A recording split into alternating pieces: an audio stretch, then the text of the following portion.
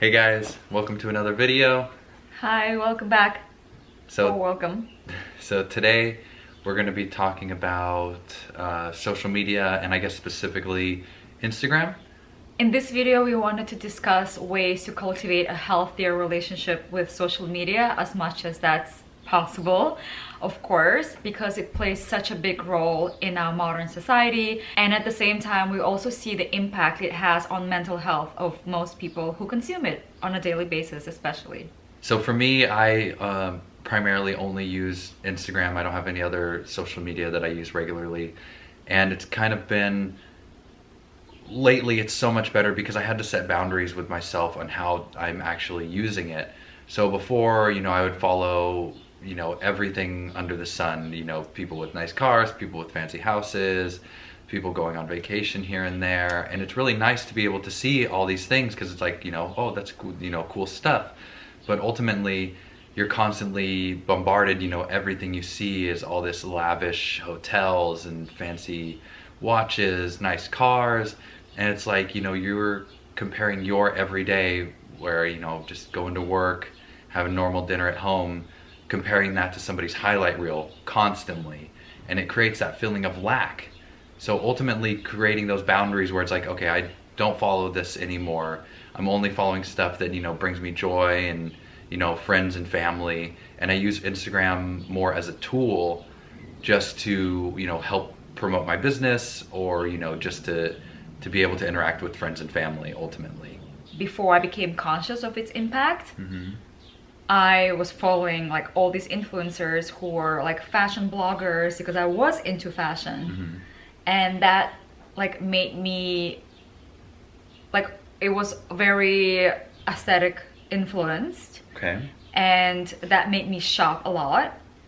And first it was like such a great thing because, oh my gosh, I like cracked the code of like hair, like I was dressed better because like I copied their style, right? Yeah, and like, oh, I know secret. where a cool shirt is. Yeah. It's not just in a magazine that is expensive. It's like, oh, I knew where cool stuff is, and my style was upgraded. But at the same time, that also meant that I was shopping a lot.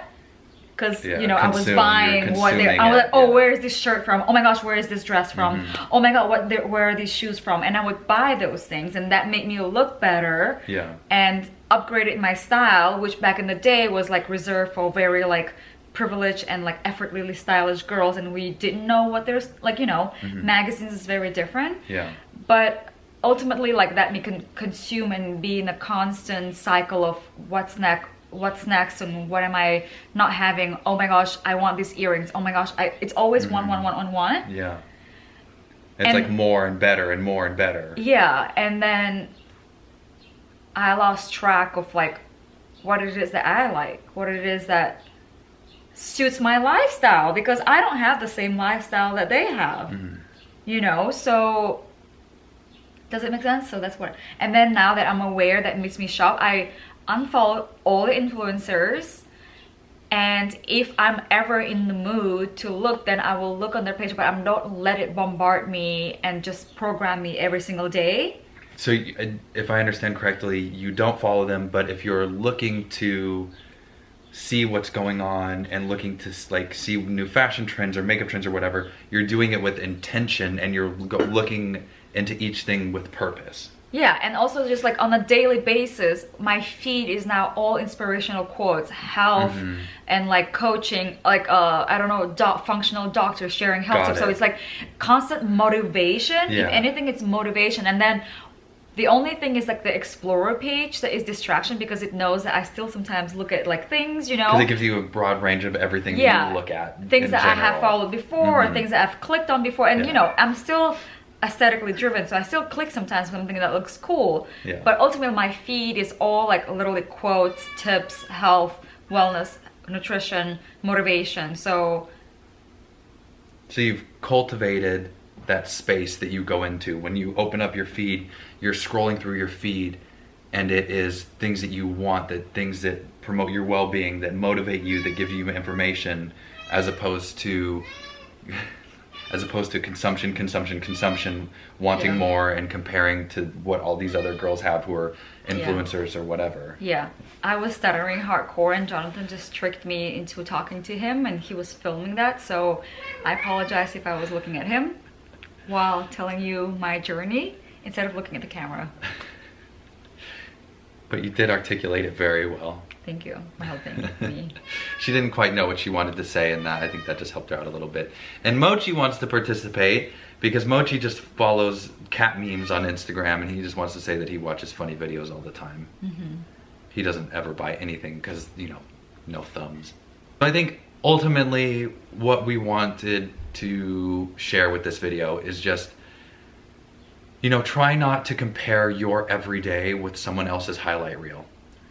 You know, make sure you have the intent of consuming things that are positive and things that are going to benefit your well-being, not take away from it. Yes, and use it to advantage, like mute people that trigger or unfollow people that trigger consumption and dissatisfaction in your life. Just pay attention, right? Like, because every time you're feeling dull, like dead, numb, and dissatisfied with your life, get curious. What is it? What was I consuming today? What triggered it? And for me, it's like if I know, I feel like, oh, I want this bag or that bag, oh my gosh, and this jewelry, that, like I become aware. I was like, oh, it's that, like looking at that influencer's page, so I unfollow her, or I'm mindful of not looking at pages like that. And I literally, the Explorer page, you can actually program it and put in a setting to not show you anything that has certain keywords. And I didn't know about that tool, and since I learned it, it was incredible because like after I got engaged and I already had my ring, I didn't want to see other people's rings and other people's proposals. I'm sure there are more extravagant proposals, I'm sure there are more extravagant rings, and I don't want to see it. So you can actually mute and like put it in the setting to not show you those things. And I already purchased my dress as well, so I don't really need to see other people's dresses. So stuff like that, just use it to support your well-being and think about like consciously, what do you want to see more of, right? Instead of letting other brands and people bombard you with what you want to have. Because sometimes I'm thinking like, oh, I want this and I want that, and I think about it. And let's say when I go into nature and we take a beautiful walk, I feel like I already have everything I want. I already have everything I need. I don't need those extra jewelry, extra bags, and that bag doesn't even fit my lifestyle, you know? So it's really great. And that brings me to the next tip, actually. Take time to get off social media and be in your life, meaning go out there and live your life. Take that trip, go on that hike, go take yourself to a beautiful restaurant. It doesn't have to be some 5-star restaurant in a 5-star hotel in the south of France. Take yourself to that restaurant that you've always wanted to go, somewhere that you've always wanted to go, somewhere locally, right? Take yourself on a date. Put that beautiful dress on. Whenever I feel like, oh, I want a new dress or I want a new piece of jewelry, I know I haven't been enjoying my own things. So I'm gonna open my closet and shop from my closet. Oh, let's see what beautiful dresses I haven't put on. Let's see what beautiful jewelry I have that I haven't been wearing. And when you remind yourself what you have and you enjoy those things, you're like, oh, I have beautiful things. And then that way you're like not constantly craving other people's things. You know what I mean? That's good. I like that. I didn't know that you could like remove keywords from your Instagram For You page.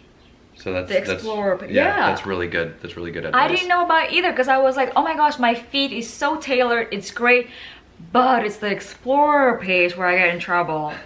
And then my friend told me you can put settings into your Explorer page. Yeah, to put like, hey, I don't want to see engagement rings. I don't want to see proposals. I don't want to see other couples. I don't want to see other people's vacations.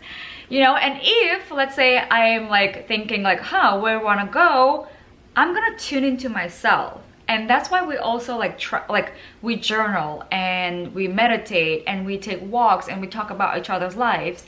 And next month is actually my birthday, and we chose Switzerland, and not because somebody on social media was traveling in Switzerland, because if you look at that, then it's like mostly south of France, it's Amalfi Coast, and I don't know, Bali, or you know, stuff like that, which I love Bali, but our decision came from inside.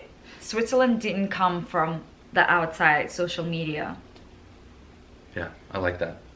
And I love journaling too, because it lets you to actually reflect on what you want. You know, if you're thinking, oh, you know, you do want some new clothes, or you want some new jewelry, or whatever it is, you get to talk to yourself about it, and you don't get to have that influence from social media or from the influencers. We're sharing these little tips with you, but we're definitely not implying that we got this down perfectly. I definitely feel myself getting more dissatisfied with my life and wanting more things when I find myself getting down the rabbit hole of social media, and I know to be aware of it and delete Instagram consistently, and then re-download it if I need to post and share things with you guys. But yeah, I'm still figuring out this relationship with Instagram, and we just wanted to share a couple of tips that we know has been working for us, and yeah, just like a way to share how to be more mindful. And obviously, ideally, if my life and social media had zero impact on my business, I would have been completely off. And ultimately, I think between, you know, me and you and everybody else on YouTube here, eventually I would love to figure out a way to not be on Instagram so much, and maybe even completely off. Yeah, so definitely prioritize your mental health and do what you need to do. Another thing I love doing is being off social media completely for a certain amount of time. Before my business was on social media a lot, I used to take just like 3 months or months off Instagram, and it was wonderful. Now that I've made a commitment to show up consistently on social media, I will take a few days, like a long weekend, or sometimes even a full week, especially if we're on a trip. I just guilt-free. I won't do anything on social media if I'm traveling. So yeah, just take some time off, and that's completely okay. If you ever feel like, you know, you're feeling more dissatisfied and you're feeling numb and something is wrong with your life, just take some time off social media. I promise you, you'll feel better. And if it's not social media, then you'll at least get the focus to shift the things in your life that need to be shifted. All right, thanks guys. Thanks for listening to our rant about social media. Hopefully, you know, if you are feeling any struggle or any lack because of, you know, what you're consuming, you know, on the internet and social media, maybe you could try some of this out and see if it works for you. I hope it does. I hope this helps, and if you need any more wellness and health tips, and especially if you want personalized wellness tips and routine, you can also click in the Calendly link below to schedule a free consultation session with me and see how I can support you.